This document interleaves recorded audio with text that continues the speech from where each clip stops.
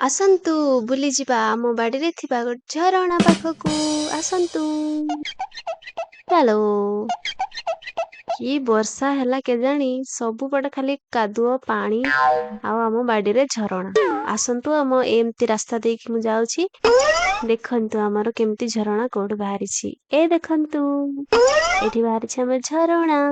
ତାରୁ ବୁଦା ମୂଳରେ ବାହାରିଛି ଆମର ଝରଣା। ଛୋଟିଆ ଝରଣାଟିଏ ହେଲେ ଦେଖନ୍ତୁ ଯେତେ ଯାଏ ଆଖି ପାଉଛି ସେତେ ଯାଏ ସବୁ ପାଣି ସବୁ ତାର ଝରଣା ପାଣି ରହିଛି। ଦେଖନ୍ତୁ କେତେ ଯାଏ ଲମ୍ବିଛି ପାଣି। ଯେହେତୁ ଆମର ପାହାଡ ତଳ ଘର ସେଥିପାଇଁ ବୋଧେ ଝରଣାଟି ବାହାରି ଯାଇଛି ଆଉ। ତ ମୁଁ ଟିକେ ଭଲ ଭାବରେ ଆମର ଝରଣାକୁ ସଫା କଲି। କାଠି କୁଠା ଏ ଗୁଟକା ଜରି ସବୁ ସଫା କରିଦେଲି। ଦେଖନ୍ତୁ କେତେ ସୁନ୍ଦର ନିର୍ମଳ ସଫା ପାଣିଟିଏ ବାହାରୁ। ତାକୁ ଛାଣିକି ମଧ୍ୟ ପିଇ ହେବ।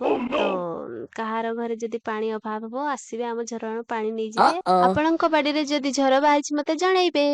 ତାପରେ ମୁଁ ପଳେଇ ଆସିଲି ଆଉ।